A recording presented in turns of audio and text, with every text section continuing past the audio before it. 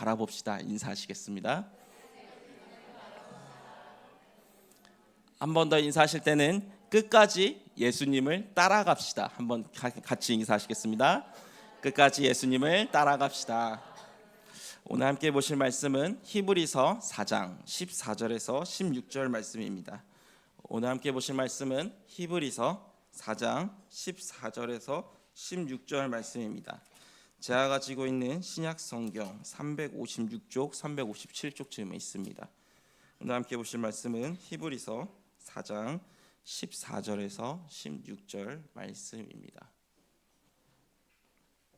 다 찾으시리라 믿고 오늘은 세 절밖에 되지 않기 때문에 14절부터 함께 차근차근 같이 함께 읽겠습니다. 시작. 그러므로 우리에게 큰 대제사장이 계시니 승천하신 이 곧 하나님의 아들 예수시라. 우리가 믿는 도리를 굳게 잡을지어다. 우리에게 있는 대제사장은 우리의 연약함을 동정하지 못하실 이가 아니요 모든 일에 우리와 똑같이 시험을 받으신 이로되 죄는 없으시니라. 그러므로 우리는 긍휼하심을 받고 때를 따라 돕는 은혜를 얻기 위하여 은혜의 보좌 앞에 담대히 나아갈 것이니라. 아멘.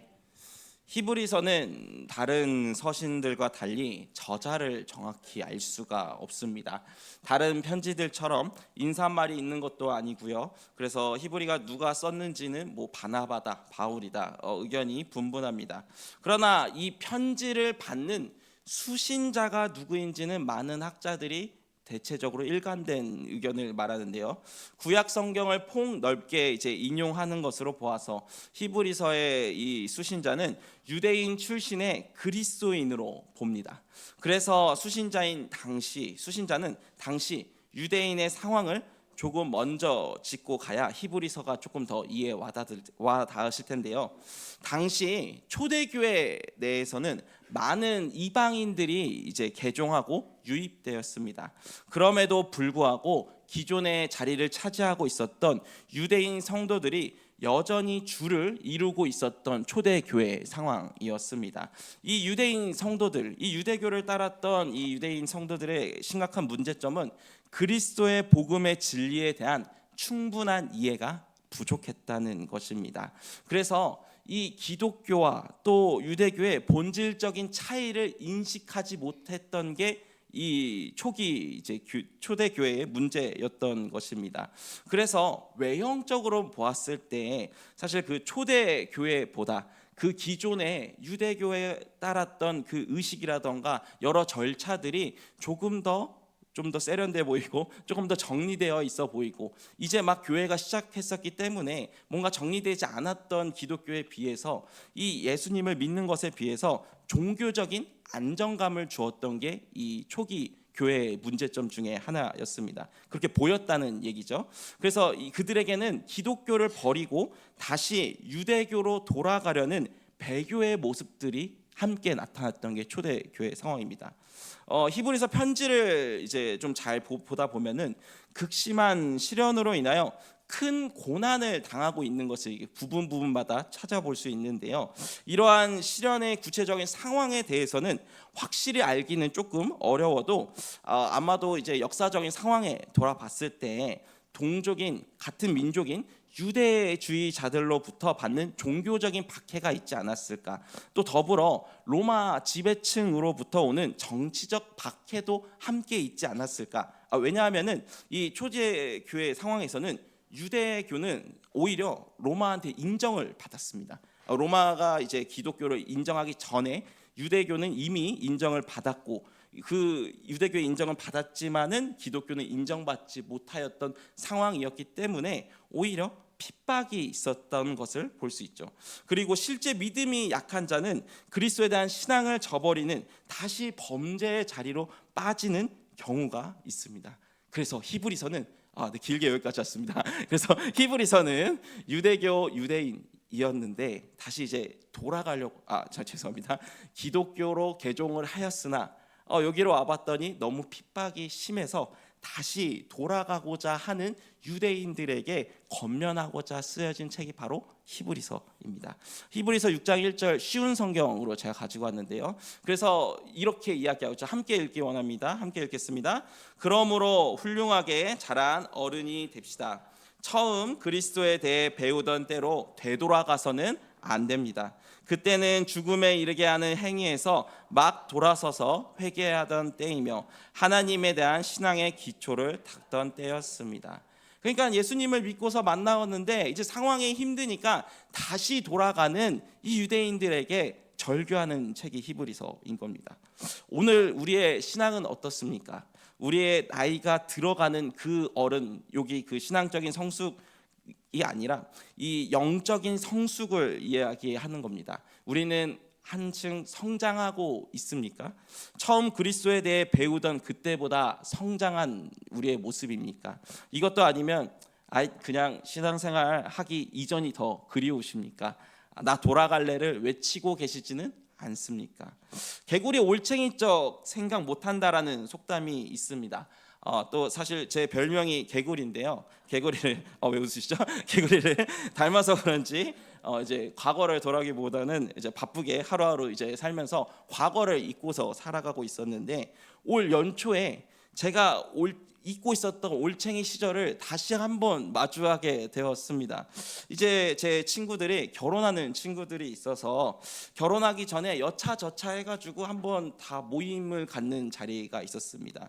그래서 이제 고등학교 친구들이 모인 자리였는데요. 이제 결혼을 앞두고 있다 보니까 이제 아내가 되실 분들을 이제 데리고 와서 이 친구가 걔야 하면서 이렇게 소개하는 자리였던 거예요. 그래서 소개하면서 자연스럽게 과거 이야기를 했는데 이제 가끔 동기들이 강단에서 제발 너를 깎아 먹지 말는 설교를 하지 말라 이야기하는데 깎아 먹는 게 아니라 원래 그런 사람이에요.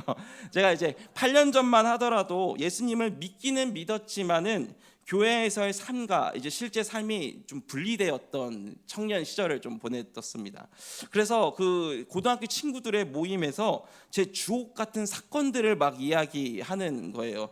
그래서 제가 좀 아이들이 있어 조금 고민을 많이 했었지만은 조금 더 솔직하게 이야기하면은 일주일에 5일 이상은 술자리가 있었고 또 담배를 피지 않으면 숨이 막힌다고 해야 되나요? 답답했었고 한참 이 20대 초반에 여자를 만나고 싶어가지고 막 열심히 최선을 다했지만 잘 되지 않았던 그런 시절이었는데 이 애들이 1시간을 했는데 제 얘기가 안 끝나는 거예요. 파도 계속 나오더라고요. 그래서 친구의 아내 되시는 분들 중에도 성도님이 계셔서 제발 멈춰달라고 오늘은 여기까지만 하자고 이렇게 이야기하면서 멈췄었는데 또 잊고 있었으면서 또 다시 한번 생각나는 것 중에 하나가 교회에서도 사실은 성실한 청년이 아니었어요. 기억나는 일 중에 하나가 회사 생활에서 야근해가지고 너무 이제 마음이 힘들어서 밤 11시쯤에 교회 가서 너무 기도하고 싶은 마음이 든 거예요. 그래도 마음이 들었어요. 어쨌든 그날 그래서 가는데 퇴근하는 담임 목사님을 마주친 거예요. 저는 분명히 기도를 하러 왔는데 담임 목사님한테 혼났어요. 왜냐하면은 제가 술 취해서 온 줄 알고 혼냈던 거예요. 이전에 사건들이 있으니까 이런 거겠죠. 그래서 또 어떤 전도사님은 저한테 밤중에 전화 와서 제발 혼자 사고 치고 다니라고 이제 다른 애들 좀 악영향 좀 끼치지 말고 제발 부탁하는 그런 전화를 받았던 청년입니다. 그 모임에 있었던 이제 14년지기 친구가 제 모든 10대와 20대를 바라본 친구가 문득 저한테 물어보더라고요. 다시 돌아가고 싶지 않냐고. 그래도 그때 재밌지 않았냐고. 솔직하게 대답했습니다. 재미는 있었지. 또 질문하는 게 이해를 못한다는 듯이 좀 더 솔직하게 이야기하면은 그때 이전 직장 생활할 때 월급도 받지 못하는 지금 너의 상황과 또 친구들 중에서 사실 너처럼 사는 애 어디냐고 새벽에 일어나서 밤늦게 들어가는데 다른 애들은 워라벨 얘기하고 있는데 너는 전화만 하면 교회에 있지 않냐고 이렇게 물어보면서 진지하게 물어보더라고요. 행복하냐고 물어보더라고요. 전도사한테. 네. 그래서 제가 솔직히 교회라는 울타리 안에만 있다 보니 이런 질문을 참 오랜만에 받았습니다. 너 정말 전도사 하는데 목회자 하는데 교회 일하는데 행복하니? 라고 물어본 겁니다. 세상에서 살다 보면은 세상은 계속해서 우리에게 질문을 합니다. 또 삶을 살아가다 고난을 마주치면 우리는 우리 스스로에게 우리가 질문을 하기도 하지 않습니까?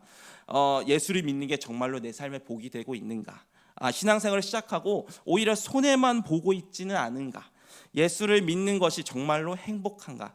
나는 그래도 좋은데 내 가정에 정말로 유익이 되고 있는가? 또 내가 지금 이렇게 힘든 상황 가운데 있는데 이렇게까지 신앙생활을 지키는 것이 맞는가? 질문하지 않으셨습니까? 히브리서는 이 당시에 돌아가고자 하는 이 유대인들을 향해서 이 당시의 세상의 질문에 대해서 이렇게 대답합니다. 히브리서 3장 1절 한번 띄워주시겠습니다. 빨간색 글씨만 함께 읽겠습니다. 시작. 예수를 깊이 생각하라. 히브리서 12장 2절도 한번 띄워주시겠습니까? 네, 빨간색 글씨만 읽겠습니다. 예수를 바라보자. 예수를 깊이 생각하라. 예수를 바라보자. 이 편지를 받은 이 당시의 유대 그리스도인들은 많은 박해를 받았고 갇히기도 하고 재산을 빼앗기기도 했습니다. 또 오늘을 살아가는 우리는 어떻습니까? 도저히 생각하지도 못하는 이해되지도 않는 일들이 우리를 찾아오지 않습니까? 또 때로는 죽을 것 같이 힘든데 이게 정말 맞는가라는 생각이 들 때도 있지 않습니까? 그러나 이런 질문에 대해서 히브리서의 대답은 단호합니다. 예수를 바라보라. 예수를 생각하라입니다. 아니 오히려 더욱 깊이 생각하고 바라보라입니다. 즉 너희가 예수님이 어떤 분인지를 안다면은 제대로 안다면은 다른 것에 질문이 나오지 않고 예수님만을 따라갈 수밖에 없을 거다. 따르는 데 있어서 정도가 있지 않습니다. 그렇게까지 요 정도만이 아니라 기준이 없다는 얘기예요. 예수님을 믿는다는 것에는 예수를 따른다, 예수를 따르지 않는다. 이 두 가지밖에 없다입니다. 예수님을 믿고서는 예수님을 따르고 따르지 않고 두 가지 선택밖에 없다는 이야기입니다. 그래서 오늘 함께 읽었던 이 히브리서 4장 14절부터 16절 말씀이 히브리서 전체의 중심 내용을 꽉꽉 압축한 내용입니다. 예수님을 안다면, 네가 제대로 안다면은 그렇게 살 수 없다는 얘기입니다. 상황과 환경에 치우쳐서 신앙생활을 할 수 없어. 봐봐, 예수님은 이런 분이야 외치는 게 오늘 14절에서 16절 말씀이라는 겁니다. 오늘 말씀을 통해서 세상이 주는 힘이 아닌 주님이 우리에게 허락하신 은혜와 위로가 가득하시기를 소망합니다. 말씀이 아니죠. 예수님은 어떤 분이신가에 대해서 14절부터 차근차근 보겠습니다. 한번 띄워주시겠습니까? 예수님은 어떤 분이신가? 네, 첫 번째로 가장 뛰어나신 분입니다. 히브리서 4장 14절을 한번 띄워주시면요, 한번 같이 함께 읽겠습니다. 시작. 그러므로 우리에게 큰 대제사장이 계시니 승천하신 이 곧 하나님의 아들 예수시라. 우리가 믿는 도리를 굳게 잡을지어다. 일단 대제사장이 무엇인지 잠깐만 간단하게 짚으면요, 구약시대 하나님께서 제사 드리는 일을 맡는 제사장 중에서 가장 높은 제사장입니다. 대제사장은 1년에 한 번 성소를 지나 그 안쪽에 있는, 가장 안쪽에 있는 지성소에 들어가서 우리의 죄를 고백하는 이 속죄 제사를 드렸습니다. 그래서 대제사장 아론은 머리에 기름을 부음을 받고 거룩한 옷을 입었으며 구별되었습니다. 그러나 여기서 큰 대제사장이라고 사용했습니다. 14절에 그냥 대제사장이 아닌 큰 대제사장이라고 사용했습니다. 예수님은 아론 계통의 이 대제사장과 구별될 뿐만 아니라 비교할 수 없다, 우월하다, 그보다 더 크신 특별한 대제사장이기 때문에 큰 대제사장이라고 했습니다. 이 14절에서 사실 가장 중요한 거는 승천하셨다는 단어입니다. 승천이라는 단어의 뜻은 한자 그대로 오를승 하늘천, 하늘로 올라가셨다입니다. 그런데 이 한자의 의미가 조금 약합니다. 단순히 하늘을 올랐다가 아니라 하늘을 통과해서 하나님이 계신 곳까지 있었다라는 것이 더욱더 확실한, 또 이야기하고자 하는 이야기입니다. 즉 정리하면요, 아론 계통의 제사장들은 이 땅의 성막에서 휘장을 통과하여 하나님이 계신다고 하는 상징인 지성소에 들어갔는데, 이 상징적인 곳에 들어갔는데 지금 예수님은 상징적으로 들어가는 것이 아니라 승천하셔서 하나님이 계신 그곳까지 가셨다라는 이야기입니다. 그래서 다시 한번 이야기하면은 예수님은 단순한 제사장이 아니신 비교조차 하실 수 없는 분이다 이야기입니다. 또한 예수님의 이 땅에서의 모든 사역, 십자가에 못 박히심을 포함한 모든 희생을 하나님께서 받으셨다는 말씀입니다. 하나님 만났다는 거니까요. 히브리서 내내 예수 그리스도의 이 탁월함에 대해서, 우월성에 대해서 이 히브리서는 계속 이야기하는데, 그리스도는 천사보다 훨씬 뛰어난 분이시고 그리스도는 모세보다 더욱 영광을 받을 만한 분이시다. 구약의 제사장들보다 훨씬 더 뛰어난 큰 대제사장이신 예수님은 죄가 없으시기 때문에 자신의 죄를 위해서 제사할 필요가 없으신 분이다 라는 이야기입니다. 동물들의 피가 아니라 자신의 피로 단번에 영원한 속죄를 이루신 분이다. 우리 예수님보다 크신 분이 있는가? 라고 하는 게 바로 이 14절입니다. 즉 다시 한번 한 줄로 요약하면은 우리 예수님이 짱이야 이겁니다. 네. 좀 길게 설명했지만요. 마치 아이들끼리 놀다가 이제 큰 말다툼이 이뤄졌을 때 있지 않습니까? 그래서 그때 유치하게 싸우는 거예요. 우리 아빠는 힘이 세셔. 우리 아빠가 더 키가 커. 우리 아빠는 돈이 많아. 네네. 이렇게 다툼이 일어날 때 끝판왕, 비교 불가, 하나님의 아들 예수, 제사장이시며 선지자이시고 왕이신 그리스도 예수, 비교 불가. 우리가 따르는 분은 이런 분이셔. 어떻게 이런 분을 놓고서 돌아갈 수 있겠는가 물어보고 있는 겁니다. 이어지는 예수님은 두 번째로 어떤 분이시냐면요, 같이 한번 이번에 함께 읽어볼까요? 시작. 우리의 연약함을 체휼하시는 분. 히브리서 4장 15절을 함께 읽기 원합니다. 함께 읽겠습니다. 시작. 우리에게 있는 대제사장은 우리의 연약함을 동정하지 못하실 이가 아니요 모든 일에 우리와 똑같이 시험을 받으신 이로되 죄는 없으시니라. 그런데 저는 그 두 번째로 동정하시는 분이 아니라 체휼하시는 분이라고 적어놨습니다. 아무리 생각해도 개역개정 이전에 체휼이라는 단어가 다 맞는 것 같습니다. 많은 학자들도 그렇게 이야기를 하고요. 그래도 개역 한글 버전 한번 읽어볼까요? 그래도 한번 한번 같이 함께 읽겠습니다. 시작. 우리에게 있는 대제사장은 우리 연약함을 체휼하지 아니하는 자가 아니요 모든 일에 우리와 한결같이 시험을 받은 자로 돼 죄는 없으시니라. 동정이라는 단어는 영어로 compassion이라는, 그러니까 com은 이제 함께, 패션은 이제 감정이라는 헬라어입니다. 그래서 감정적인 동정밖에 되지는 않는 거예요. 예를 들어서 저는 이제 무릎 수술로 인해서 이제 군대 면제를 받았는데요. 아무리 저에게 와서 군대에 대해서 있었던 일들을 눈물 흘리면서 말을 한다고 하더라도 저는 이해할 수 없습니다. 그냥 이 정도는 할 수 있겠죠. 아이고 고생 많이 하셨겠네요. 네. 그런데 아직도 생각나는 친구의 말이 있는데요. 제가 이제 정말 최악의 상황에서 입대를 하는 친구에게 무슨 생각을 했었는지 모르겠지만 위로한다시고 군대 그거 금방 지나간다고 제가 이야기를 했습니다. 그랬더니 이 친구가 오히려 싸웠거든요. 위로가 아니라는 이야기예요. 무슨 이야기인지 아시겠습니까? 결국에는 그 친구와 저는 이제 너는 무슨 말하는 위로가 안 됩니다. 왜요? 저는 안 가니까요. 약 올리는 건 아니고요. 그러니까 이제 감정적인 그 이해만 하는 것이 이 동정이라는 단어입니다. 그런데 체휼은 무슨 뜻이냐면요, 몸으로 겪어서 느낀다라는 뜻입니다. 상대방의 입장과 같아지고 그 어려움을 나의 것으로 동일시하면서 껴안는다는 뜻이 바로 이 체휼입니다. 방금 제가 군대 예시를 들었을 때 이 표정들이 다녀오신 분과 다녀오지 않으신 분이 사실 좀 많이 다릅니다. 안 다녀오신 분들은 그냥 웃으시는데 다녀오신 분들은 혼자 잠깐 회상을 하고 오시거든요. 이게 바로 체휼입니다. 그래서 또 하나 예를 들자면 굶는 자를 위해 같이 굶는 것. 나는 굶어도 내 것을 이제 다른 사람에게 주는 것, 이게 바로 체휼이라는 단어입니다. 예수님은 단순히 감정적으로 우리를 이해하고 위로하신 분이 아니라는 이야기입니다. 우리와 같이 아프시고 고통당하사 죽음까지도 겪으신 분이라는 이야기입니다.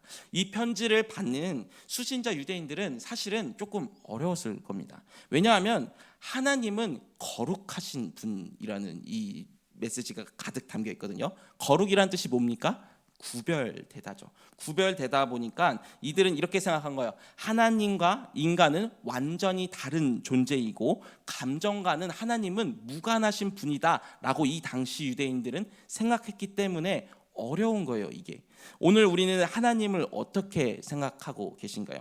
혹시 당시 유대인과 같은 생각을 하고 계신 분이 계신가요? 지금도 실제로 이슬람에서는 알라를 믿잖아요. 그 알라는 사랑이 없어요. 심판만 하시는 분이에요. 혹시나 우리 하나님을 심판하시는 분으로 우리는 생각하고 있지는 않습니까? 혹시나 성경을 읽을 때 이거 하라 저거 하지 마라 이렇게 시키는 것만 가득한 것처럼 느껴지지 않습니까? 성경이 뭐뭐는 해라 뭐뭐는 하지 마라 잔소리로만 가득 찬 것처럼 느껴지지 않냐는 말씀입니다. 요구사항이 많은 책이라고 혹시 생각하시는 분들이 계실 수 있어서 명확히 말씀드리면은 하나님은 말씀하시기 전에 뭔가 명령하시기 전에 우리의 고난을 들어주시는 분이십니다. 잘 생각해 보면요, 구약 전체가 신음 아닙니까? 애굽에 종살이하던 이스라엘 백성들의 신음 소리를 들으시고 모세를 세우셨고, 가나안 땅에 들어와서도 고난에 빠져 있는 백성들의 신음 소리를 들으시고 사사를 세우시고, 또 다윗을 세우시고, 나라를 잃고 나서도 백성들의 고난을 외면하지 않고서 누구를 세웁니까? 선지자를 세우신 게 구약 전체 아닙니까? 그래서 구약은 어떻게 보면은 신음 소리를 들으시는 하나님의 일하심을 또 이야기할 수 있습니다. 또한 사실은 신약 또한 이 어떻게 성경이 쓰여졌는지를 보면은 박해받는 교회를 위하여 주신 말씀 아니겠습니까? 더 나아가서 우리는 되게 착각하지 않습니까? 이제 얼마 안 있으면은 고난 주간 맞이하지 않습니까? 예수님이 십자가를 지시고 그 위에서 죽으신 것이 고난입니다. 고난은 맞습니다. 그러나 그것만 고난이라고 생각하면은 우리는 착각하고 있다는 얘기입니다. 반은 맞고 반은 틀린 거예요. 무슨 이야기를 하고 싶은 거냐면 십자가 고난이 예수님이 받으신 고난의 전부가 아니라는 이야기입니다. 십자가는 우리 죄를 위해서잖아요. 사실 죄만 없애는 것이 목표였다면은 십자가만 지시면 되는 거 아니겠습니까? 굳이 복잡하게 공생에 사역하지 마시고요. AD 1년에 그냥 하늘문을 여시고 그 1년에 딱 맞춰서 예수님 보내시고 그때에 맞춰서 십자가에 못 박혀서 죽으시고 끝 하면 되는데 굳이 예수님을 이 땅에 보내셨습니다. 예수님은 이 땅에 오셔서 십자가를 지는 우리 죄를 위해서 의를 위해서인 것도 있지만은 33년 동안 고난을 받으시지 않았었습니까? 예수님은 성육신 하신 몸으로서 삶으로 우리의 고통을 담으시려고 하신 것입니다. 예수님은 우리의 삶을 공감하시기 위해서 인간의 몸으로 태어난 순간부터가 예수님에게는 고난이라는 이야기입니다. 애굽으로 도망가였었던 어린 시절 제자들과 함께하는 그 모든 시간들이 사실은 우리와 함께 고난을 겪으신 거예요. 고난 주간만 고난을 겪으신 게 아니라는 이야기입니다. 그래서 누군가 예수님에 대해서 이렇게 말하더라고요. 우리의 신음을 귀로만 들으시는 분이 아니다. 우리의 신은 우리의 신음에 몸으로 들으셨다라고 이야기를 하더라고요. 예수님은 우리를 공감하시는 분이십니다. 감정적인 공감이 아니라 몸으로 겪으시며 체휼하시는 분이십니다. 우리는 살아가면서 가장 이해해 주기를 원하고 또 서로의 연약함을 품어주기를 바라는 대상이 있다면은 제 생각에는 가족인 것 같습니다. 그런데 우리 가정 안에서 서로 이해하고 공감하고 위로해 주길 원할 때도 있지만은 때로는 서로 참 상처를 많이 줄 때도 있지 않습니까? 개인적으로 저는 이제 신학을 시작하겠다고 선포하면서 어머니와 좀 많은 다툼이 있었습니다. 사실 그때 당시에도 알았습니다.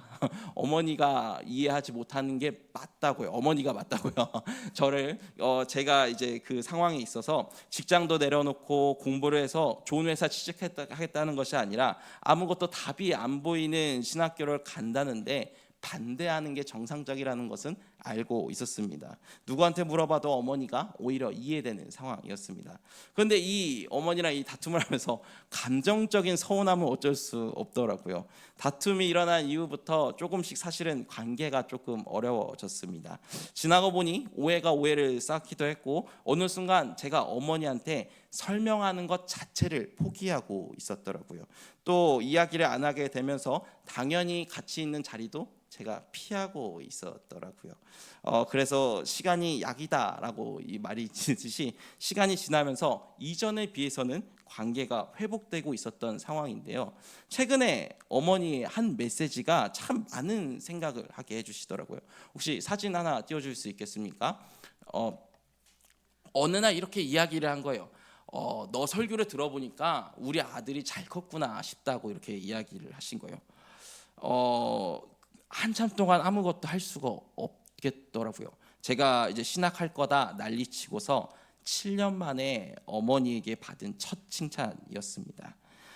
내가 하는 일에 대해서 인정을 받았다는 사실에 마음이 짠해지기도 하고 뿌듯해지기도 하고 여러 감정이 들더라고요. 그래서 해야 할 일이 너무 많은데 전날은 아무것도 할 수가 없겠더라고요. 그래서 멍하니 앉아서 처음으로 어머니와 보낸 이제 이 카카오톡을 이 메시지를 보면서 처음으로 어머니와 다 나누었던 대화를 올려보았습니다. 참 무심하지 않습니까? 처음 올려봤습니다. 그런데 저는 엄마가 갑작스럽게 이 메시지를 보낸 줄 알았었는데 차근차근 이 얘기를 하고 싶어서 꺼내려다가 말았다가가 처음 봤던 거예요. 저는 그 처음 갑작스럽게 뜬금없이 얘기한 줄 알았는데 어머니는 노력을 하고 계셨던 거예요. 또 회개됐던 게 맨날 엄마가 저한테 먼저 연락해요. 웃으시는 분들은 공감하시는 분이실 텐데 맨날 엄마는 밥 먹었니? 집은 따뜻하니? 하는데 저는 네 하고 끝나는 거예요. 노력을 하지 않았던 제 모습을 보는 거예요. 저는 제가 어머니께 인정을 받고 싶은 마음만 받는데 한 걸음 뒤에서 보니까 사실은 저를 가장 인정하고 싶으셨던 분이 어머니셨더라고요. 저는 어머니에게 이해를 바랐지만 저는 정작 어머니를 이해하려는 시도조차 하지 않았음을 최근에야 깨달았습니다. 부모가 자녀에게, 자녀가 부모에게 왜 가족 안에서 상처가 되는가 한번 생각을 해보는 시간이었는데요. 서로가 서로를 이해할 수 없기에 상처가 되는 것인 것 같습니다.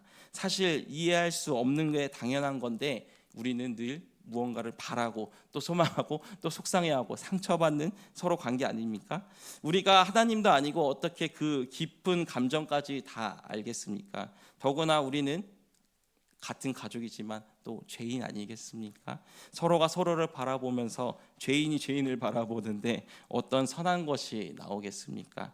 가족은 무언가를 바라고 충족하는 관계가 아닙니다. 물론 가정 안에서 필요한 것들도 많아요. 그런데 제가 지금 이야기하고 싶은 거는 우리가 우리의 삶에서 궁극적으로 삶의 문제를 해결해 줄 대상은 가족이 아니라는 것입니다.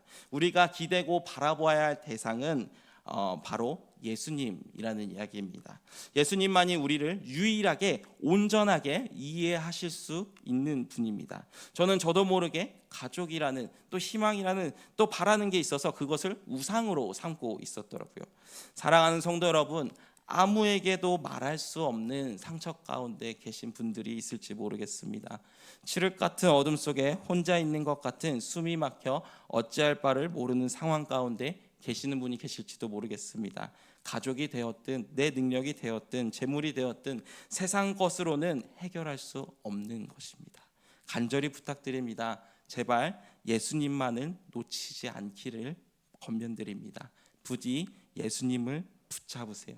우리 예수님은 우리를 버리지 않으십니다.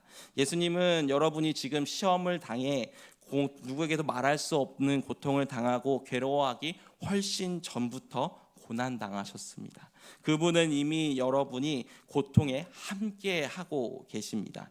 여러분이 예수님을 알기 이전부터 예수님은 우리를 위해 이미 2000년 전부터 고난 가운데 계신 분이시란 말입니다. 그래서 아무도 모른다 할지라도 예수님은 아십니다. 예수님은 언제나 우리와 함께 계십니다. 그리고 예수님만이 여러분을 건져내실 것입니다. 예수님께서 죽음에서 일어나셨듯이 말입니다. 히브리서 4장 16절을 함께 읽기 원합니다. 한번 띄워주시겠습니까? 함께 읽겠습니다. 시작. 그러므로 우리는 긍휼하심을 받고 때를 따라 돕는 은혜를 얻기 위하여 은혜의 보좌 앞에 담대히 나아갈 것이라. 예수님은 어떤 분이신가? 세 번째로는 때를 따라 돕는 은혜를 주시는 분이십니다. 우리의 대제사장이신 예수님은 친히 제물이 되셔서 십자가에 순종하셨습니다. 예수님의 십자가 순종으로 인하여 성소의 휘장이 위에서 아래로 찢겨짐으로 우리는 담대히 하나님 앞에 나아갈 수 있게 되었습니다. 그래서 우리가 예수님을 믿을 때 그 보좌 앞에 나아갔을 때 우리에게도 때를 따라 돕는 은혜를 허락하신다는 이야기입니다. 여기 때를 따라 돕는 이라는 단어를 조금 더 좀 명확히 말씀드리면은 적절한 시기를 말씀합니다. 그냥 때가 아니라 하나님께서 보시기에 필요한 그때라는 거예요.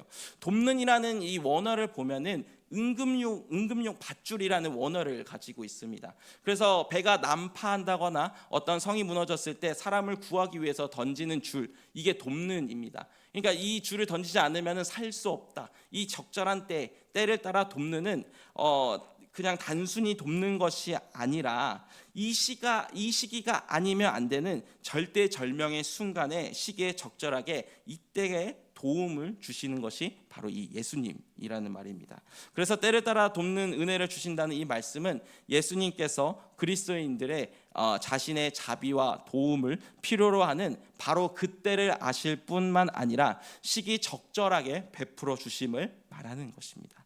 은혜를 베푸시되 가장 적절한 때에 가장 최선의 방법으로 주님의 뜻을 따라 우리를 도우신다는 뜻입니다.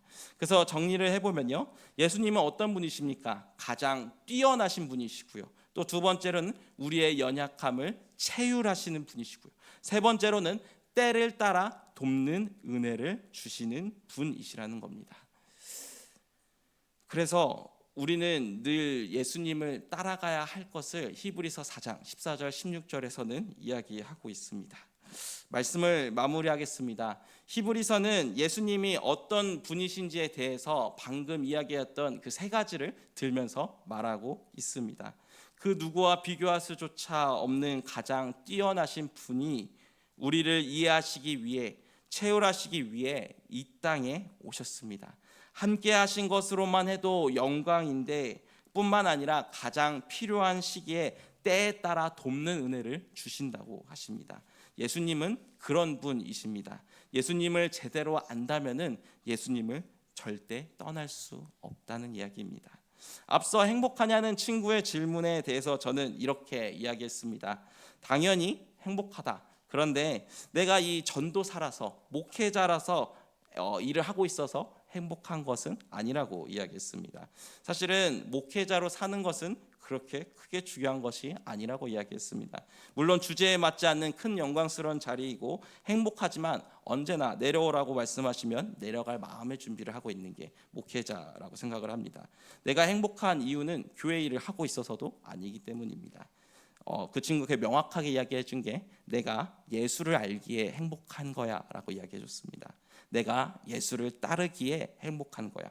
어떤 환난과 고난 따위가 와도 나와 함께 하시는 예수님을 믿기에 언제나 내가 평온한 거야 라고 이야기해 줬습니다. 남은 한 주간, 또 다가오는 고난 주간을 맞이하여서요, 더욱 깊이 예수님이 누구신지 생각하고 또 깊이 바라보는 시간이 되기를 소망합니다. 그래서 우리 수지와 함께하는 교회가 예수님만을 따르기를 주님의 이름으로 소망합니다. 제가 기도하고 마무리하겠습니다. 사랑하는 주님, 감사합니다.